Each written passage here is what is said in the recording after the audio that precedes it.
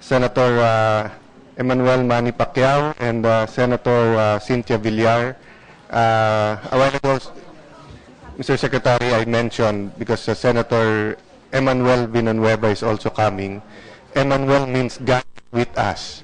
So I made sure that on the left and right, we will have our Senator Emmanuel's with us, because you do need the Lord's blessing in the humongous task of representing the country and taking care of our OFWs across the globe. No?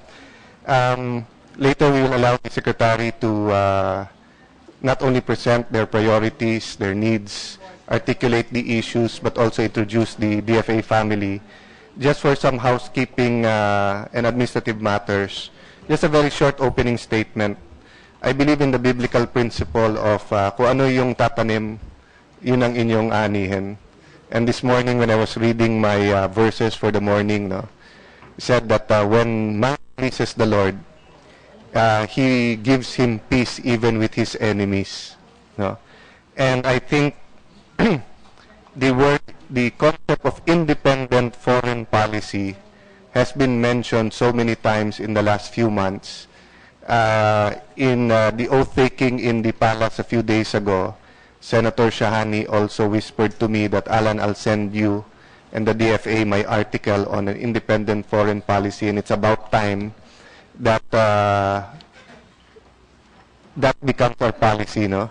And I was doing a little bit of research about it, and I think we will agree with these concepts. No? Number one, independent foreign policy means we put the Philippine interest above any other country's interest.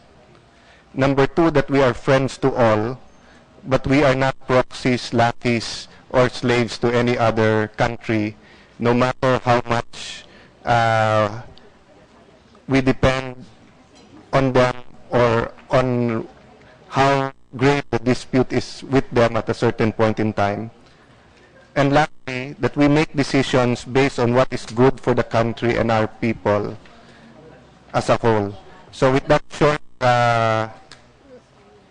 introductory statement and welcoming remarks, may I again welcome the DFA family, but may I also note that we have to approve our rules. The jurisdiction of the committee under subparagraph 12, Section 13, Rule 10 of the Senate Rules, the jurisdiction of the committee is all matters relating to the relations of the Philippines with other nations generally, diplomatic and consular service, the Association of Southeast Asian Nations, the United Nations Organization, its agencies, multilateral organizations, all international agreements, obligations, and contracts, and overseas Filipinos. Likewise, the Chair would like to manifest the applicability of the rules on the Senate in all proceedings of the committee and the rules of procedure governing inquiries in aid of legislation in case and where the committee performs its oversight duty and conduct investigations on matters within its jurisdiction. No? So may I ask, may I now open, I will now entertain motions to approve our internal rules. I shall move. A second motion. It has been moved and seconded, and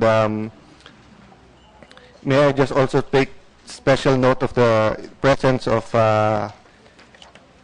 Senator Pacquiao that I mentioned a while ago.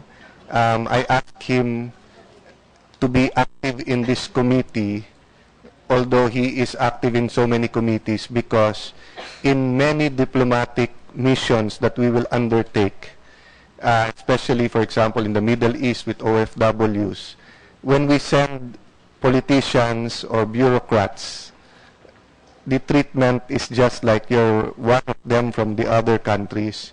But when we send, or when Senator Pacquiao goes there on his own initiative, through his own generosity or through the organizations he represents, the leaders of that country line up to shake his hand or take pictures, etc.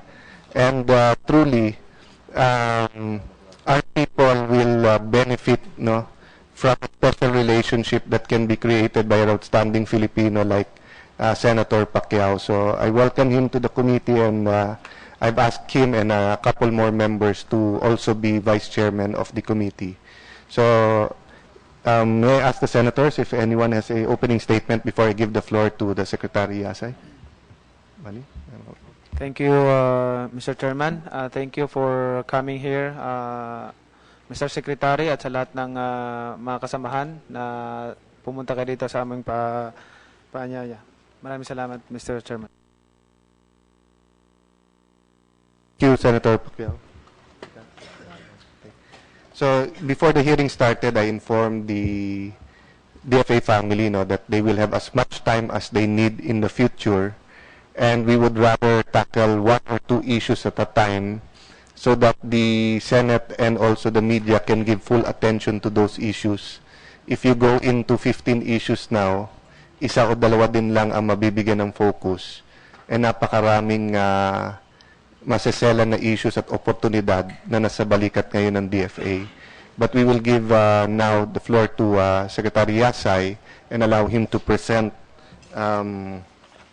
among others, the priorities, both in terms of treaties and if there's a legislative agenda of the DFA, if he wishes to brief us on certain pressing issues or any other matters that he thinks that the committee should know. And just before I give you the floor, we are studying, Mr. Secretary, the State Department of the U.S. and other foreign ministries, because it seems that other foreign ministries around the world have evolved to much more than just foreign relations and foreign affairs, including not only protection of their citizens, but including their work on the OFWs, intelligence gathering, and even for the countries that are more wealthy, even some diplomatic and economic missions are passed through their foreign affairs department. So, being a professor and someone learned in this aspect, please feel free to send to the committee any ideas of also how to strengthen our DFA, or whether we should have a sort of State Department type of setup that we can work on in our legislative agenda. Mr. Secretary, welcome, and you have the floor. Thank you very much, Mr. Chairman.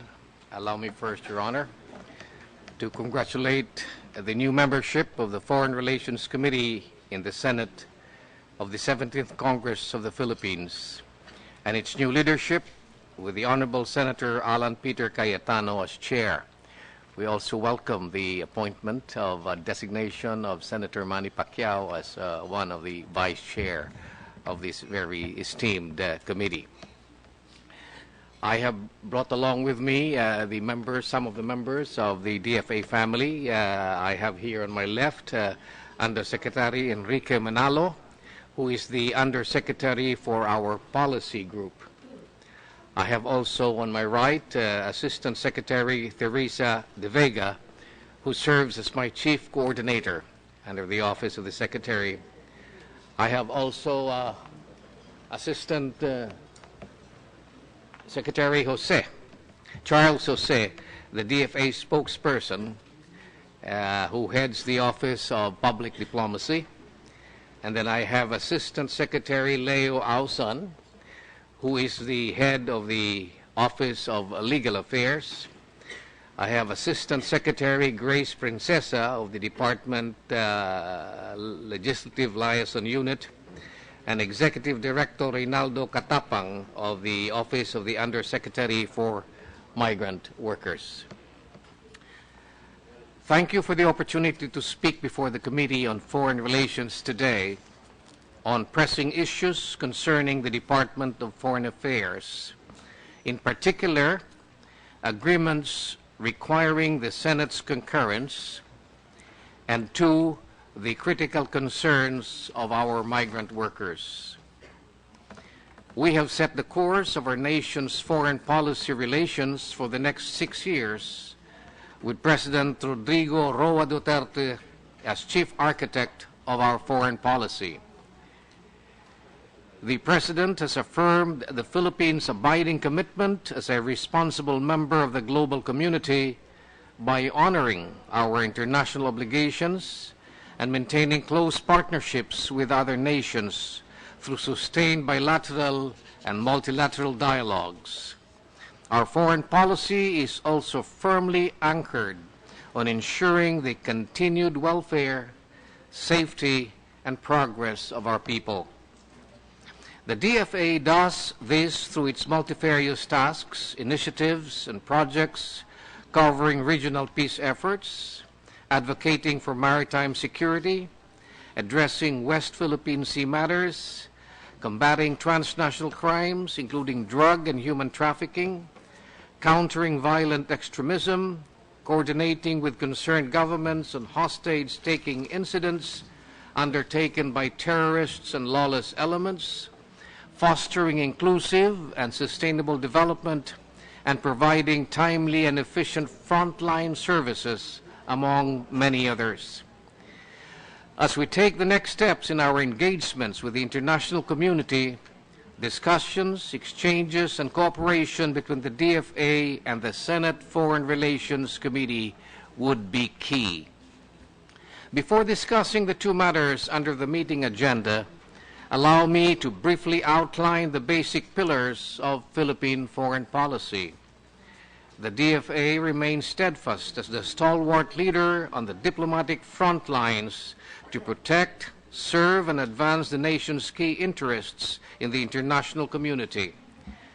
These are for the peace and security of our nation, the growth and prosperity of our economy, and the promotion of the rights and welfare of our people overseas and even those at home. These interests correspond to our basic pillars of foreign policy, namely advancing national security, undertaking economic diplomacy, and protecting and promoting the welfare of overseas Filipinos. Aside from the foreign policy pillars, the DFA is also actively involved in cultural and public diplomacy in promoting the national interests. We continue to work on the future direction of mutually beneficial cooperation with our neighbors and allies across all regions in the multilateral fora. As early as now, we have started working on our ASEAN chairmanship in 2017. The department will be closely involved in the Philippine chairmanship of ASEAN as the organization marks its 50th years of existence. With the tasks and challenges before us, the DFA remains resolute in working closely with the Senate's Foreign Relations Committee in moving the country's foreign policy agenda forward or further forward.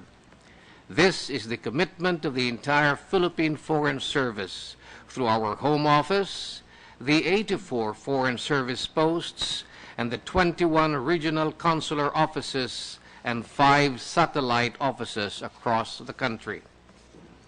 At this juncture, I will now ask our Chief Coordinator, Assistant Secretary Teresa de Vega, to briefly give a survey of what we do under the pillars of foreign policy, after which our Acting Assistant Secretary for Legal Affairs, Leo Alsan, will discuss treaties pending concurrence of the Honorable Senate. He will be followed by Assistant Secretary Rinaldo Catapang, who will present critical migrant workers issues, including the ongoing repatriation of workers in the Kingdom of Saudi Arabia. Thank you very much, Your Honor, Mr. Chairman. Thank you, Mr. Secretary. Please proceed. Thank you, Mr. Secretary. Thank you, Honorable Chair and honorable members of the committee. Just to give the honorable members of the committee a brief survey of some of the activities, initiatives, and projects which the department undertakes under the basic pillars of foreign policy. As the Secretary mentioned, we have the preservation and enhancement of national security, and under this particular pillar, among the principles that we undertake among the things we undertake is to help preserve the integrity of Philippine territory through peaceful means and advocacy for a rules-based international order. We are also involved in enhancing Philippine responses to terrorism, transnational crimes, and other threats to national security through bilateral and multilateral cooperation. Some of the activities we undertake under this particular pillar include undertaking bilateral strategic dialogues, political and policy consultations with other countries. We also have joint commissions on bilateral cooperation, or JCBCs, and joint commission meetings, or JCMs. We help in negotiating agreements. No matter what the subject matter is, the DFA is always involved, whether it's a defense agreement, a strategic agreement, agreement on sharing of intelligence between law enforcement agencies, for example. The DFA is involved in all these matters. We put forth Philippine positions on regional and multilateral issues in multilateral and regional fora such as the UN, ASEAN, the East Asia Summit, the ASEAN Regional Forum. We participate in the planning, coordination, and undertaking and execution of high-level exchanges of visits between our officials and the officials of foreign governments. We also undertake campaigns for the international candidatures of the Philippines in multilateral and international bodies, and we are also involved in the hosting of international meetings, conferences, and summits. For the second pillar of Philippine foreign policy, which is the promotion and attainment of economic security, or what we call in short in the department, economic diplomacy. We help the Philippine government's economic team in intensifying efforts to secure foreign investments and trade to support local industries and to further develop the job creation. Under this pillar, we participate in negotiations for economic and trade-related agreements. We participate actively in international economic fora, such as the Asia-Pacific Economic Cooperation, or APEC. Just last year, the DFA led the substantive preparations for the Philippines' chairmanship of APEC in 2015. We also participate actively in other regional bodies, in international bodies such as the World Trade Organization, the EU. We are also involved with other agencies in negotiating air services agreements, tourism agreements. We assist in undertaking inbound and outbound trade and investment missions. We also participate in the promotion of goods, products, and services, and investment areas, and sites in the Philippines, as well as in promoting Philippine tourism.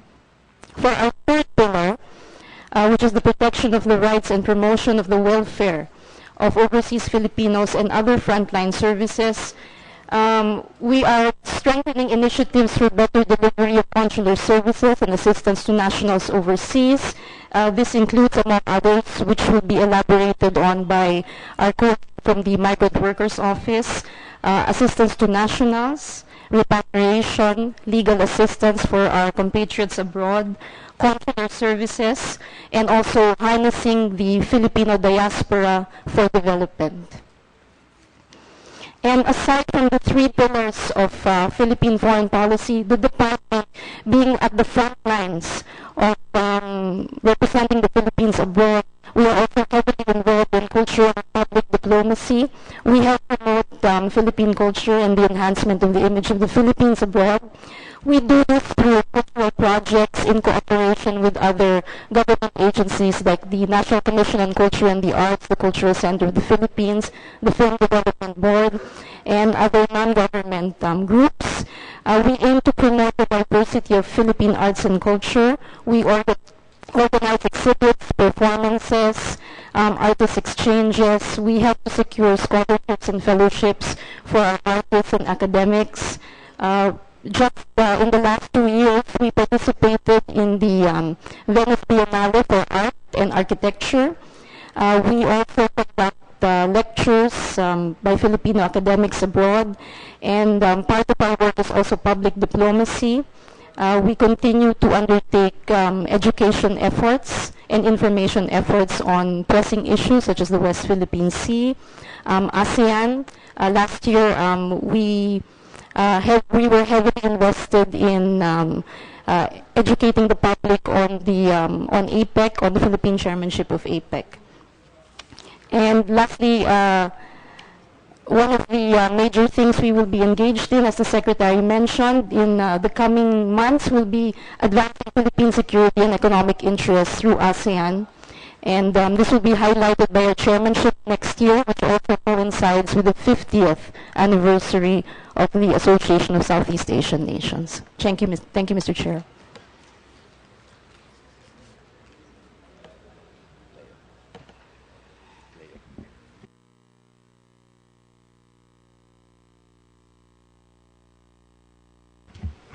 Mr. Secretary, before we continue, may I acknowledge the presence of the other Emmanuel I was mentioning a while ago, Emmanuel Joel Villanueva, and the chairman of the Committee on National Defense, who will be working on together in reviewing and strengthening the EDCA, Senator Gregorio Gringo Honasan. Mr. Chairman, I'm sorry, Secretary, I came in late. No?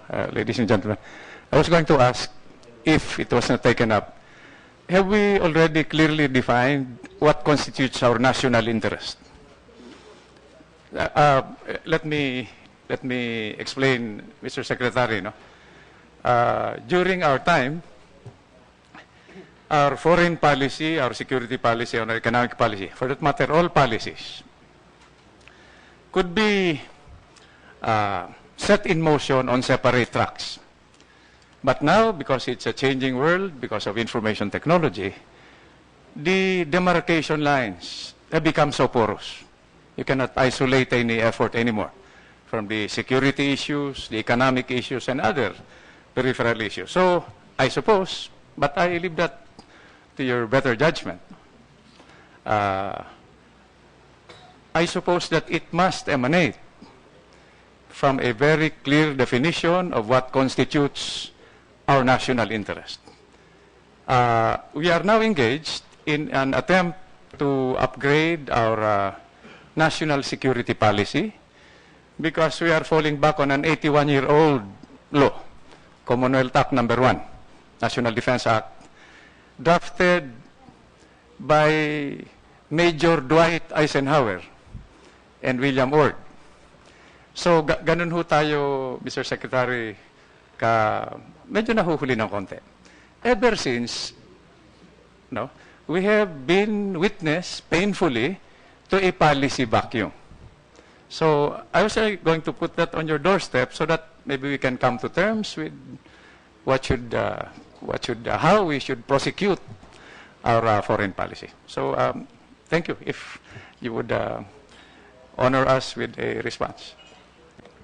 Just very briefly, Mr. Chairman, Your Honor, the national interest cannot be definitely and technically defined. In general terms, it could only mean promoting the general welfare, what is in the best interest and common interest of the Filipino people, our nation, what will promote our independence and sovereignty, our territorial integrity, even our economic interests.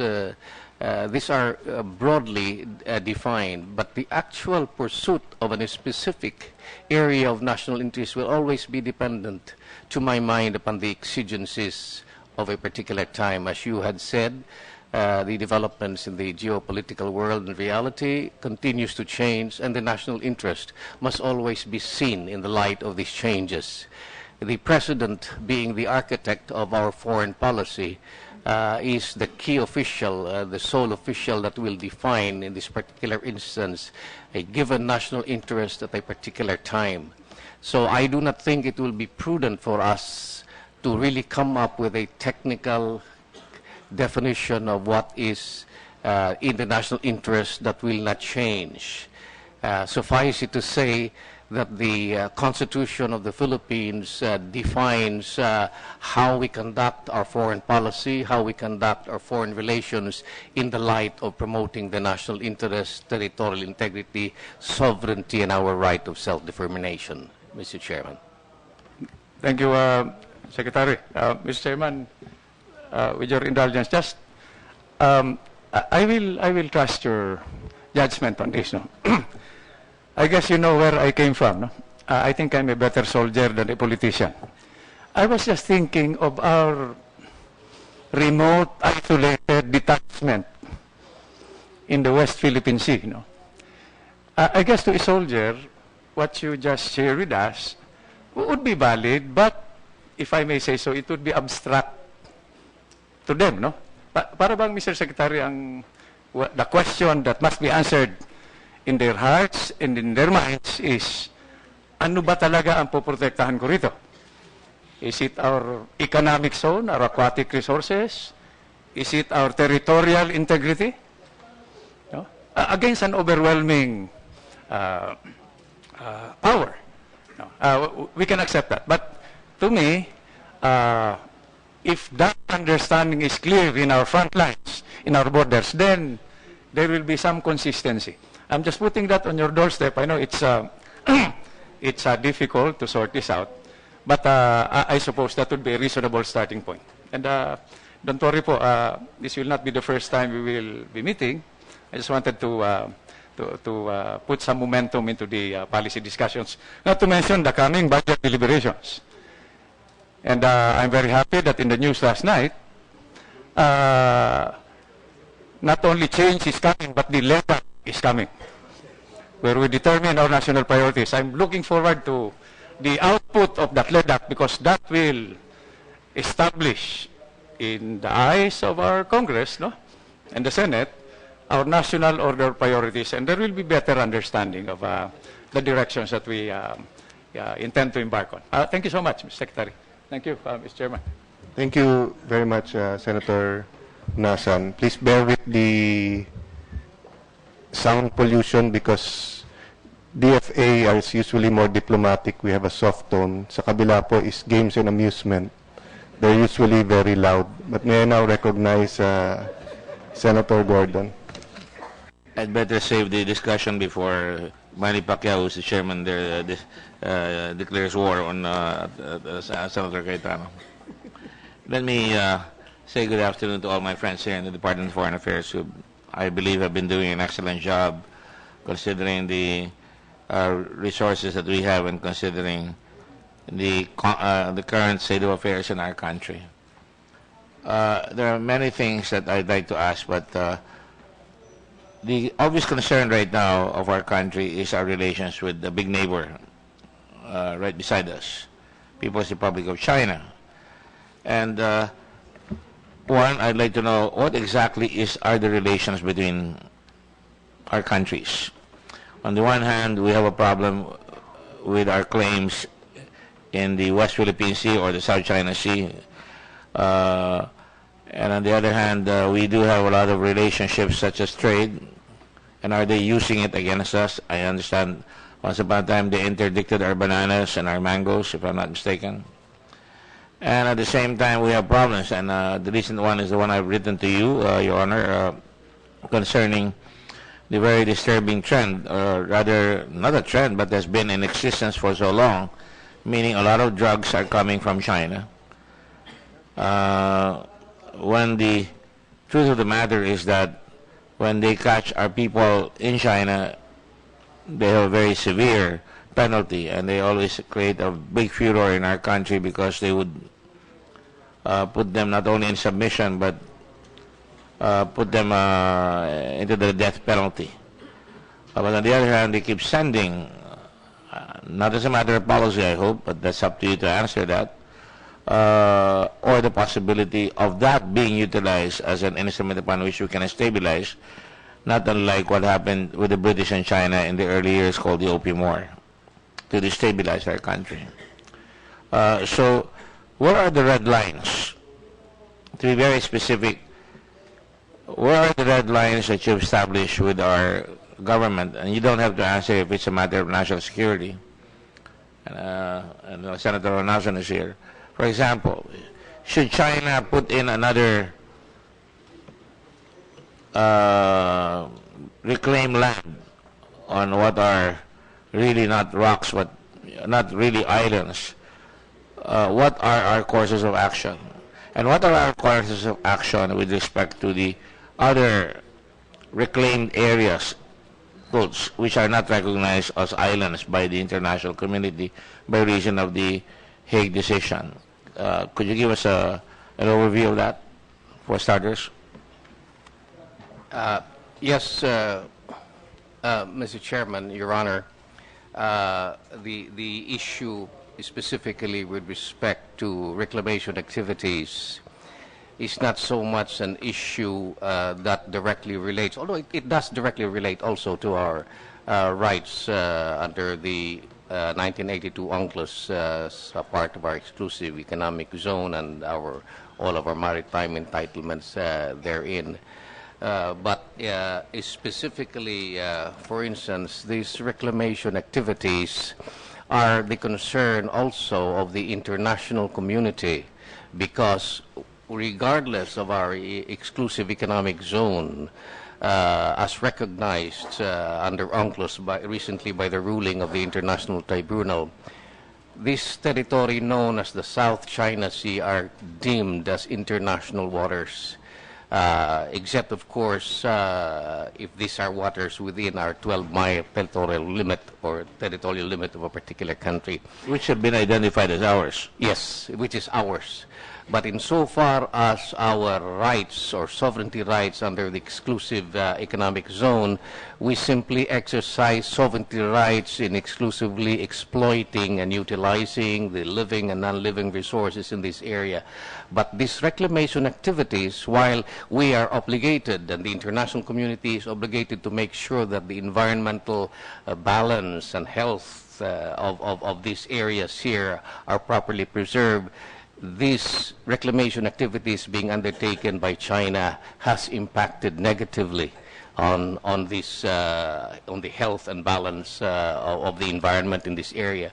And this has been a concern that has been expressed by no less than the international community.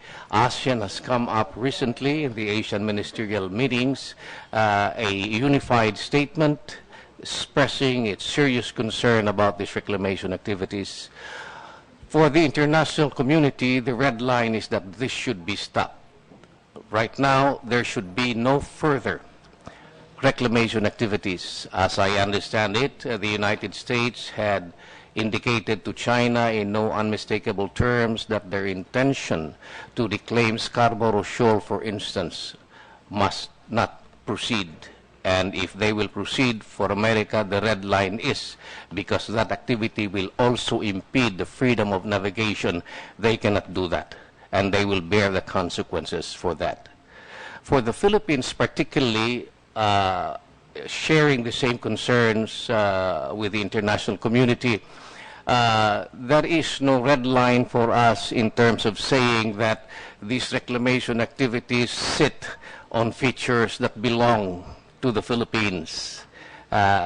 These reclamation activities do not touch on this particular issue because precisely the territorial ownership of these features have not been clearly defined under international law. Suffice it to say, for instance, that if we have our vessels, public vessels, plying this area and we are being fired upon by the Chinese for one reason or another, then the Mutual Defense Treaty with the United States will kick in, and that is, in that sense, a red line for us. But that is insofar as these particular reclamation activities are concerned, Your Honor, Mr. And Chairman. do you feel confident that that red line, insofar as these undetermined islands are concerned, which might impede the friendly passage of vessels, would constitute, as you say, a red line to the United States of America, and would mean that they are going to take definitive action? That is correct, Your Honor. This is what America had made clear to China. Japan has also made this clear to China. We have not expressly indicated our the course of action we should take in this regard because of our situation in terms of our military capabilities in this respect. But obviously, Mr. Chairman, the United States would, we would have to trigger something with the United States when it comes to these intrusions. And as you know, many in our country doubt whether the United States are going direct.